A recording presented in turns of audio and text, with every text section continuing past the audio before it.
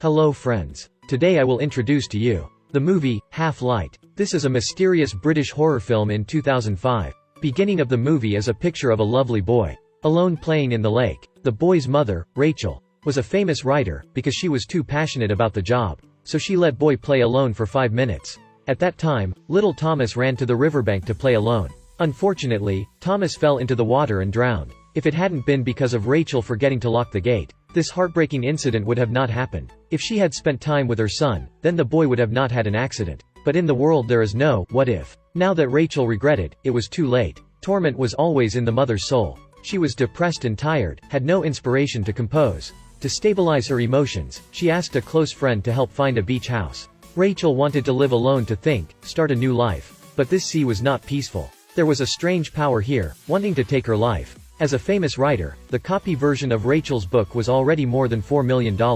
Her husband Brian was also a writer. But his work was not enjoyed by any publisher. Nobody knew the existence of the writer, who he is. Therefore, married life between the two was not happy. Brian often blamed Rachel, because of the carelessness that caused their son to die. The marriage ended by divorce procedures. When the mood is not good, the most effective method is to be alone. Beautiful seashore landscape, the quiet house was the perfect place for Rachel to settle in. But when being alone for too long, it is easy to become depressed. The doctor gave Rachel some psychiatric drugs to avoid unexpected situations. Near the coast there was an island, on which there was a lighthouse. Rachel walked along the beach to find a fishing village. Everyone in the village was very curious when seeing a stranger. The woman named Morag with a serious face spoke to Rachel. She saw Rachel's son playing on the swing in the front. Morag's words made Rachel miss her son so much. Every time she held the pen to compose, she saw the boy's silhouette. It felt like Thomas was still by her side. Her mood was confused, so she could not continue. Hearing that the lighthouses all contained a private story, Rachel decided to go there.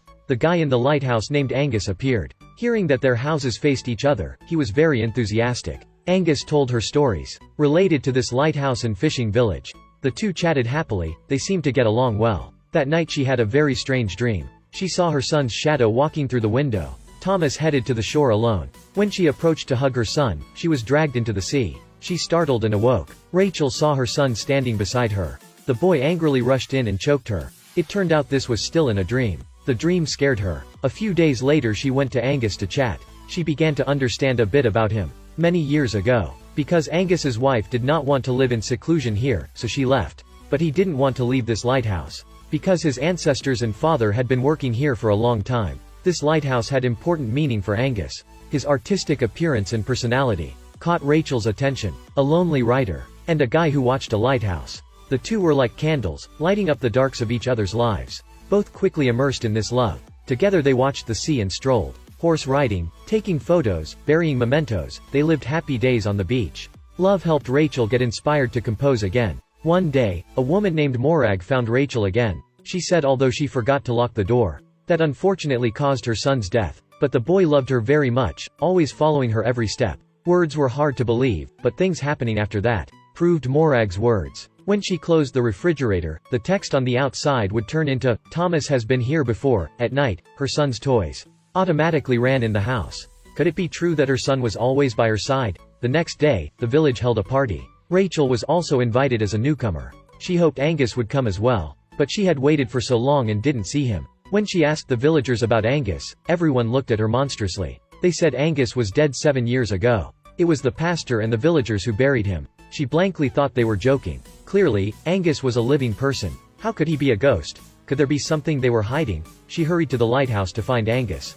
But the empty room was not like where people live. It is often said that when being lonely for too long, people become crazy. Maybe everything in the past month was just an illusion. Or was Angus in fact just a ghost? She was extremely vague. Suddenly policeman Finley from the next door came, telling her the story of the lighthouse keeper. This was the case he was in charge of. 7 years ago Angus used to go out fishing. His wife had an affair with another person. Everyone knew, only Angus was deceived. One day he came back early, caught his wife having sex with her lover. Angus hit that man angrily. His wife interfered, and accidentally was hit by his hand, fell and died. His wife's lover was hung from the ceiling, and died from losing too much blood. Angus jumped into the sea and committed suicide. The whole village was very tormented about this. If they had advised him to stop or told him, then nothing heartbreaking would have happened. Since then, this lighthouse had been left unattended. The room in which she stood was the room of Angus's wife and her lover. Inside the drawer, there were pictures of them. Rachel couldn't believe what she heard. She wanted to prove that Angus was still alive.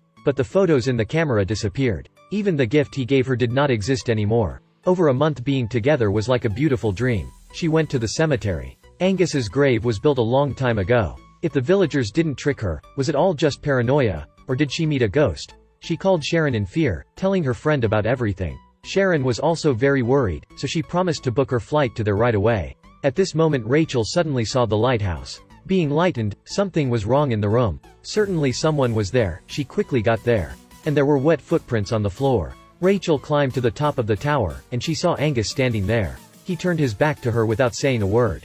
Suddenly Sharon called out her name. Making her awaken, Angus also disappeared. Rachel was very scared. She talks about her meeting with ghosts. But Sharon did not believe this. She told her to believe in science. The devil was just an illusion. But she hadn't finished the sentence yet. Angus suddenly appeared to stab her 2 times. Rachel was scared, not knowing whether the person in front of her was human or ghost. She ran away to find the Finley policeman. The villagers looked at her monstrously, discussing tumultuously. He followed her to the room at the lighthouse. But did not find any traces. Finley was very upset. He assumed she was making up a devil's story. For composing inspiration. He even said, the ghost story was left to the police in hell to take care of. Then left. Rachel was scared and worried. She called Sharon. If she really did come. So that would prove she was not crazy. But she could not be contacted. Suddenly the son's toy car worked. It ran in front of her, making a scary sound. Rachel was scared to stay in that room. She went to find Morag for help. Actually she was not crazy. She just talked about the devil all day, so the villagers chased her away. She said her son's soul would not harm her. It was just warning her of the danger nearby. The lighthouse indeed had a ghost because Angus committed suicide. The soul was stuck on this island. Maybe Rachel's son was warning her to stay away from that island. Unexpectedly she dated with a ghost for a month. Rachel was terrified. She decided to move out of that place. But while preparing to pack, Rachel suddenly heard a chilling sound. It was like someone was walking on a rotten staircase.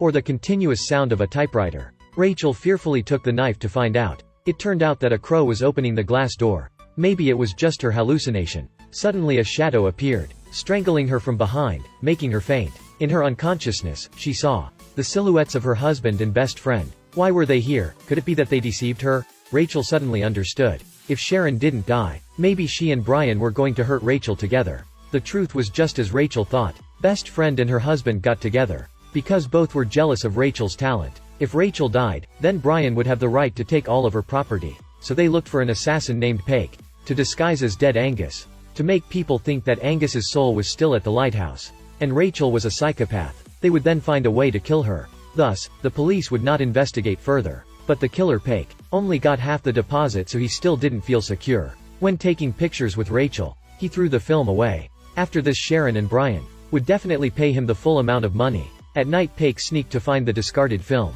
But suddenly thought of feelings for Rachel over a month. Paik began to feel repentant. Suddenly the tower flashed a light. He thought someone was trying to kill Rachel and ran over. But inside the tower, there was not a single person. The radio on the table started making a sound. The rope swayed. The horror spread throughout the room. Paik didn't stop screaming. Now Brian and Sharon had brought Rachel on board. When she regained consciousness, both her legs were locked. They were about to throw Rachel into the sea. Seeing the key right next to her, Rachel tried to reach for it but couldn't touch it. Her best friend Sharon threw her into the sea. Deeper and deeper, Rachel could only wait for death. Suddenly there was her son's voice. She turned her back with all her strength, then saw the key was sinking. Morag was right. Thomas was always there to protect his mother. Rachel escaped death, carrying a gun, came in the room and wanted to kill her husband and evil friend. While struggling, Sharon was pushed and hit her head to the wall to death. Brian frantically attacked Rachel. She panicked and fled to the top of the tower. Suddenly Paik appeared. Brian told him to kill Rachel. But the whole Paik's body was full of water, his eyes were blank.